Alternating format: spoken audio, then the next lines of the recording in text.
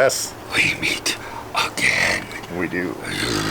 You're Eric, lead singer. Are you? Yes. Your days, or minutes, or hours, or something like that are numbered.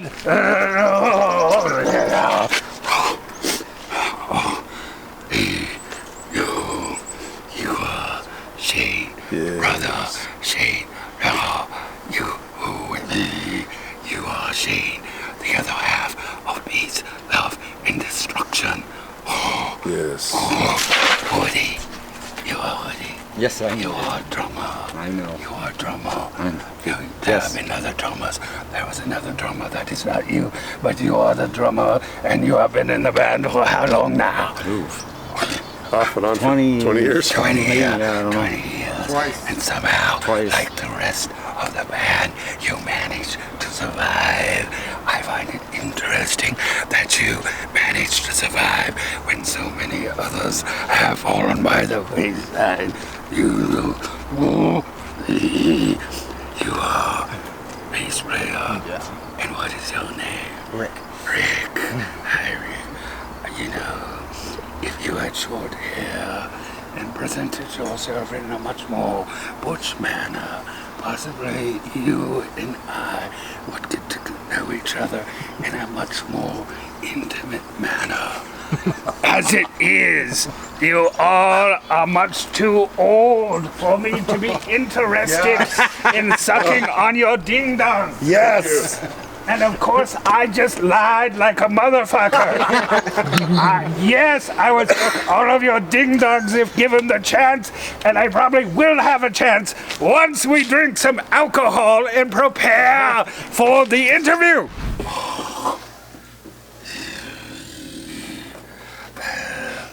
I am here with a legendary metal band. Legendary metal band are you. Peace, love, and destruction. I have known about you and hunted you. Big game for 20 years. That's 2 decades. 10 and 10 makes 20. But you actually go back farther than that. I believe I read somewhere where you, lead singer, Top Eric, came up with a band when you were but an infant mortal. You should now talk about that. Okay. First time to tell a story. I was 2 or 3 years old, Oh, 2 or 3. and I'd just come out of the bathtub, and I was jumping up and down on my bed naked, and my mom walked in to the bedroom to catch me just in time to have my dick in my hand and going, "I'm a famous rock star." What does that have to do with peace, love, and destruction? And that was the very beginning. Where did you come up with the name? Or when? Well, we formed in April of 1993. 93 was before I had even died. Was it here in Denver? It was. And the name was, were you named Peace, Love, and Destruction at the very beginning? We were. Who came up with the name? I was a combination between an ex-wife of mine and myself. I see. What was the very, so you were together from the beginning in the van? Yes. Did We've you- always been in peace, love, You and talk destruction. about the beginning too. Well, like you were saying, an ex-wife of his moved out here. They were currently married at the time. Moved out here to form a band with me because I was living in Denver first, and they brought out the name. And between all of us who were in the band at the time, we came up with the logo and the look and this, you know, the overall picture of who we were going to be. And yeah, that was April of 1993. 93, metal as we knew it in the 80s. That's It was right. moving out of fashion and grunge was happening. So what was the reality of the Denver music scene in 93? It was good until about 95, and then it fell to shit. It fell to shit with grunge. Well, yeah, grunge took over. KBPI became the new music revolution. I see. And what was the scene like back then before? When we stepped on the scene, all the bands were emulating Queensryche. True story. And we said, no, that's not us.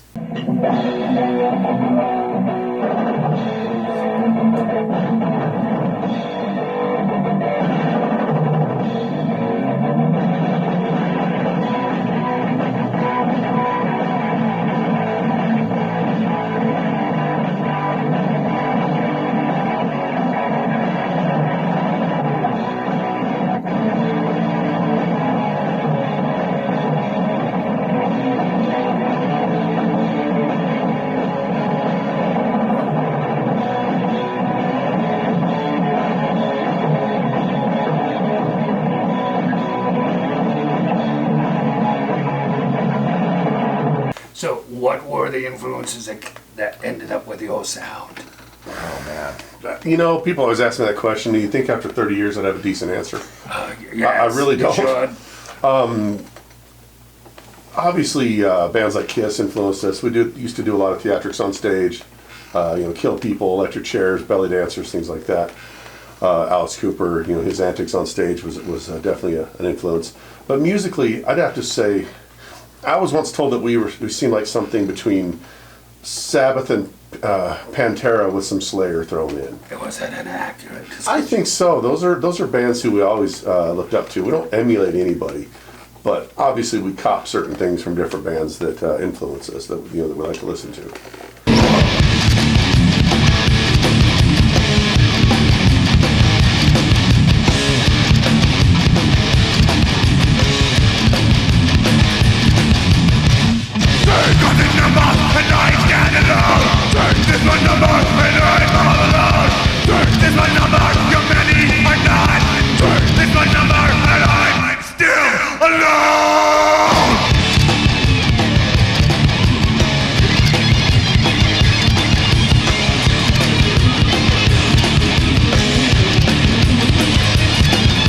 Talk about the member changes you had over the last 2 decades. Woody came along in '95. Was with us So for. he was there in the beginning. Real close. We had another drummer, Brian Conway.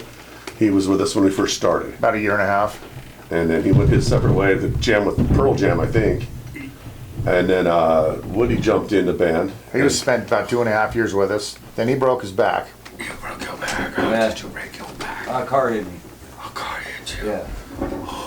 They told him he'd never walk again. Yeah. And here you are walking. Tell me about joining the band. It took about 3 years for my back to heal up, something like that, and then I got my job back. I see. And what about this mortal over here? Who in his younger days I would blow in a second because he looks like he once was cute and is kind of still cute. You're like, yes, however, there's bakery fresh. So I jumped in. I see. I come here to do 2 things. Yeah. Chew bubble gum and kick ass. But I'm all out of bubble gum. Was there ever a desire in the 90s? Did you think you would get farther if you went grunge or you changed your style? Not a chance. No. Really? No. No. We went out and built ourselves as an aggressive rock band just to get gigs for a while, but we still played our heavy shit. There was no backing out of who we are. Did you have a following in the beginning, or did it take time to build? That's a good question. Yeah. As a young band, we started out with a good core crew of a few people who brought their friends, who brought their friends. Our crowd is something we've nurtured. They're not just our fans; they're our friends, they're our family. We nurtured that relationship with hundreds of them for the last several decades, and it definitely took time though. You don't just get a following. First of all, you have to be pretty good. And second of all, you have to be willing to go out there and meet people, hand out flyers, build mailing lists, and call people for every show. Now it's easy. You just do a Facebook post and invite all your friends. But back in the day, it was a lot of work.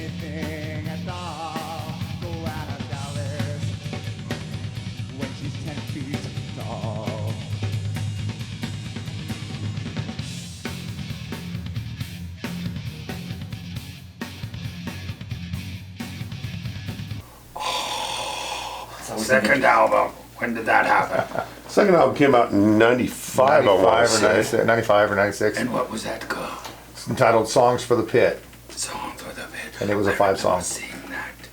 Yeah. And how do you look back on that album? With laughter. Where we were at the time. And where were you at the time?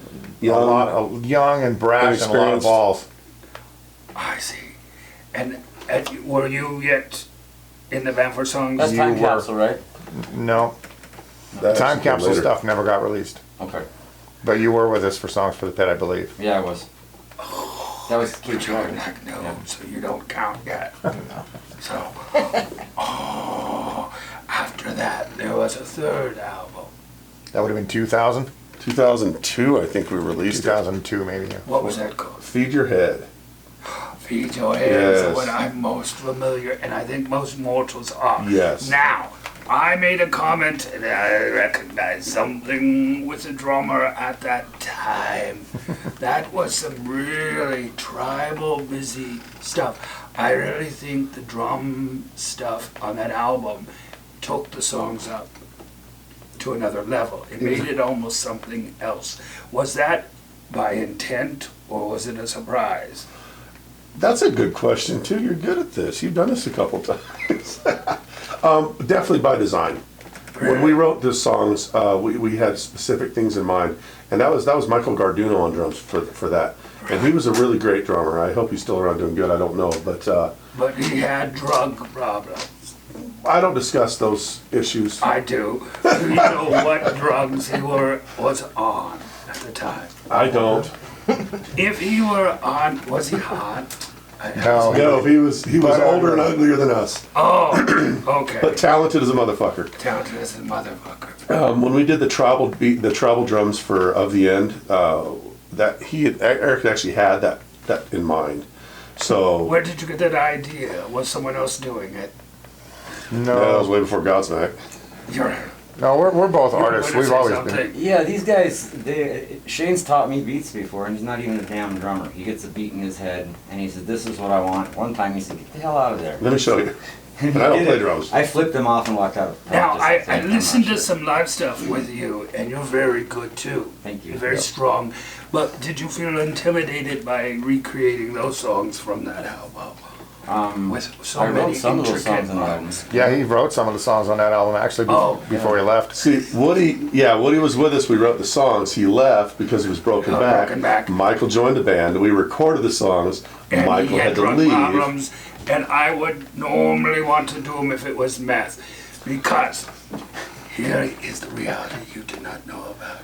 Straight male mortals, when they do meth makes you very, very frisky, and you want anybody to suck your dick, and that includes the gay undead. That's awesome. So I have had a great many interesting relationships with meth users, but I don't want to suck a dick of an old crusty drummer, even though his drumming was superior. I'll tell you this. I won't talk about other people's personal stuff, but you might want to look Michael. I want to see oh no. Just Okay, saying. just saying. Okay, well, there's Make a Refresh. So we don't have to worry about that right now. So you stopped making albums, and I want to know why. Because every time, okay, as I told you in the bio? initial part in the bio, there have been at least 18 people through this band over the years. Why have people come and gone so much? Well, because musicians as a race are pretty contemptible. They're lazy, they're shifty, and you can't count on them. That's not dogging anybody that's been through here. That's just as a whole. And so you just go through members. Fortunately for us, that those people shifting through have added to the music and created different types of music with us. So we have a sound, but it's always been enhanced by the people that are going through. I see. We're about to pull out of his brain next. Do you want to record another album? Yes, Funny you should ask. we're going in studio 7 weeks to start The the new week one. after our show, we start recording. Have you already written songs for it? Yes. Oh yeah, we write before studio. We don't write in studio. Do got they sound like classic Love and Destruction, or There's- are you going? Where have you evolved to? They're better. They're more complex. They're Everyone heavier. says they're better. What's better for you? I learned tempo. Nice. True story though. We learned how to write a little more cohesively over the years, and this is some of our best that we have not recorded yet.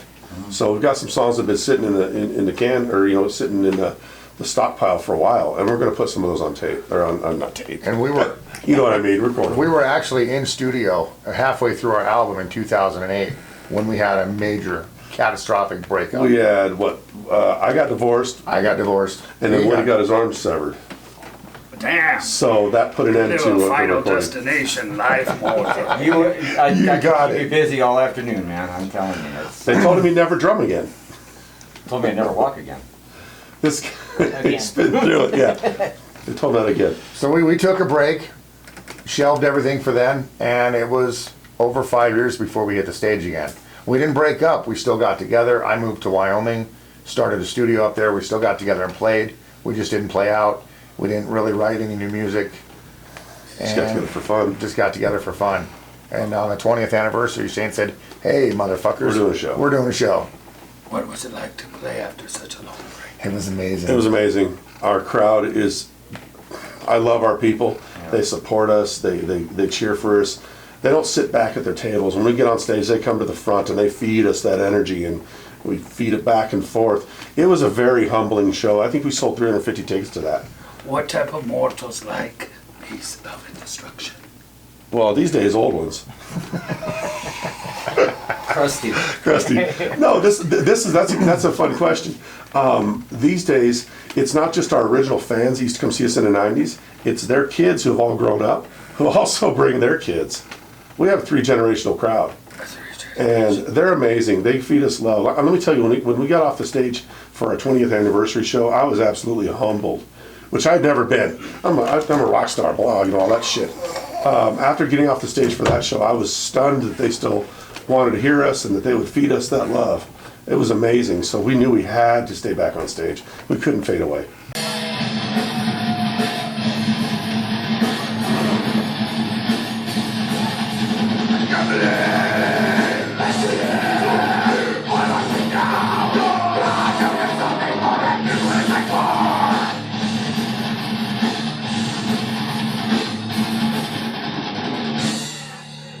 I want to talk about your theatrics on stage.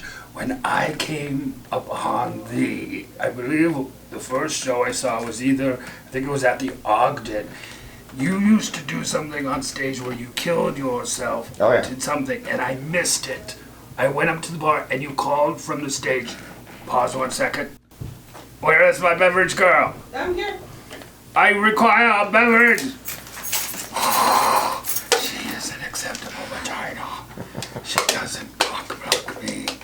Right now, she's probably talking to Bakery Fresh and telling them the benefits of hooking up with me. Nice.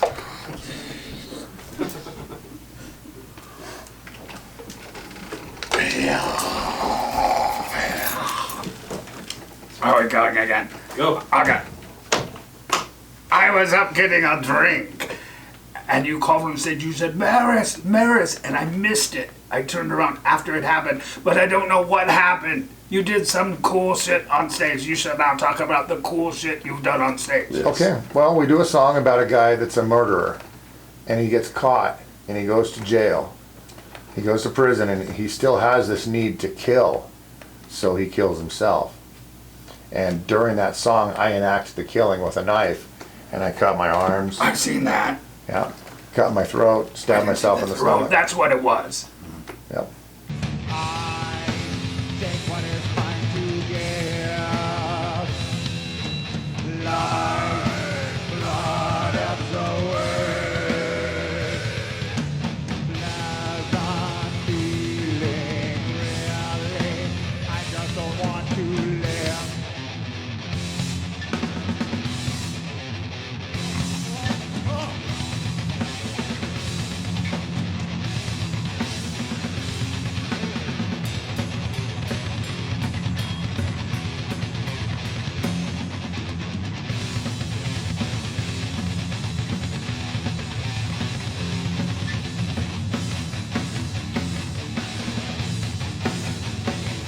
Some bands are known for the viewpoints, some are not. Some are pure entertainment, but both of you are notable voices and interesting in the world of music that you come more from a conservative point of view, which I find refreshing. The Dead Right by that Shane. So tell me the origin of your viewpoints, how you see the world in life. Where did that come from? Absolutely. It was about 1995 or 96. I was arguing with a friend of mine. I was a Democrat. He was a rabid right-wing nut job. And we were talking about guns, and I said, I like being a Democrat. They're for the working man. He says, first of all, they're not for the working man. They don't give a shit about you. And second of all, they want your guns. I said, no, they don't. And he told me, look, they just passed the 1994 assault weapons ban. They want your guns. And that rang true to me. I thought, well, shit, if they're lying about that, what else is the Democrats lying about? So I started a journey. And I finally realized that my party, okay, I didn't really move. My beliefs were always the same. But my party had moved so far to the left and embraced identity politics that I was by default a conservative, which blew my mind.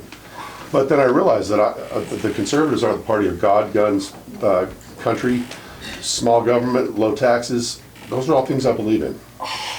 And you just so happen to have the same beliefs as him. No, not to start. I was non-political, also voted Democrat until about 2012, probably 2012. I didn't vote for Obama, but I wholeheartedly, once he was elected, gave him my support, hoped he'd do a good job for the country. And people started showing me on Facebook and other things what was really going on in the world, in our country. And I was shocked, appalled, and realized that, again, like he said, where I thought my beliefs lie, the party that I thought I aligned with had shifted so far left that I had nothing in common with them. I said, you mortals, you heard a phrase about identity politics. There is a great abundance among mortals of identity politics. Sure. However, back then, would you have accepted a gay zombie such as me so wholeheartedly? Whereas now, I probably am going to end up sucking both of your penises. And so how do you reconcile, have you evolved in how you see mortals on the planet that you're living with? Man, 20 years ago, I might have backed up a couple steps if you'd have said that. I see. So why is it you don't back up a couple steps now? And in fact, you are in your mind thinking you might actually give good head. Because of that. Because yes. No. I know a lot of gay people. I have gay people in my family. I have gay people on my friends, in my friends gathering. I don't personally subscribe to it at all. I don't appreciate the big push to make it mainstream, but I don't worry about people, what they're doing in their bedroom. I wish it would stay more in the bedroom, but aside from that, I don't care. And what about you? Pretty much the same. I got lots of gay friends. I have plenty of gay family and gay coworkers, and I love them all one-on-one. I don't dislike people. I love people. I dislike groups of people with agendas. And so that is what both of you often in a negative spotlight, a controversial spotlight. You get banned a lot on Facebook. We Yes. leave your comments. Tell me about that. I've been banned since January. You're doing well. I've had You had 90 days. have like you're in the Hall of Fame of being banned. We should be. I got 90 days in the last year. I see. Tell me about And the it. shit I say isn't even bad. The last comment that got me banned, come on, this is ridiculous. Somebody was crying about Trump, orange man bad. And I said, look, you lefties are so consistent in your hate, your irrational hatred, that if Trump walked on water, you'd bitch that he couldn't swim. 30-day And they ban. banned me for 30 days for that. I gotta be on a list or something. That's okay. It kept my mouth shut through all of this Floyd stuff. I've been off Facebook for most of it, which is probably for the best. What do mortals most need to know from your heart about reality that we now live in, you all live in, mortals live in terms of the world, political correctness, the presidential candidates, and anything else we can put in the basket? That's a lot Because of the we can talk basket. for 2 hours. We can wind that down pretty easy. Okay. Just by saying, when people preach that we're all in this together, when people preach that we need to stop being so divisive, they need to quit being so fucking divisive.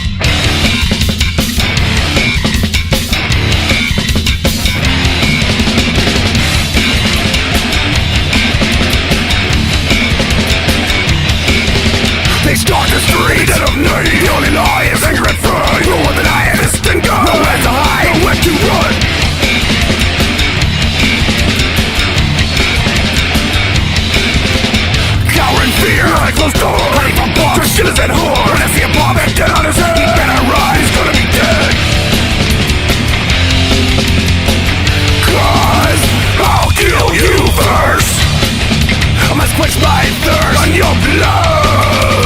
You think you'll live?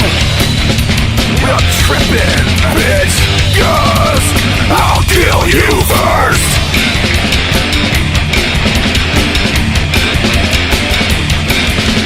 Black and white, we're all pissed off. You've got guts too. We've had enough. Try to take my money, steal my gun. I'm going in your ass. You won't get far.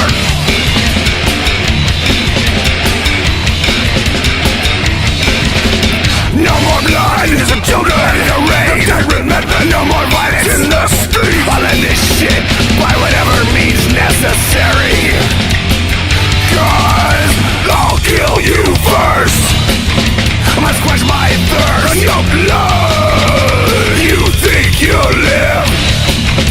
You're tripping, bitch, 'cause I'll kill you first.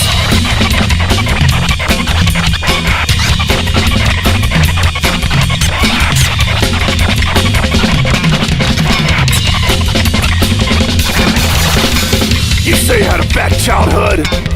Tough shit.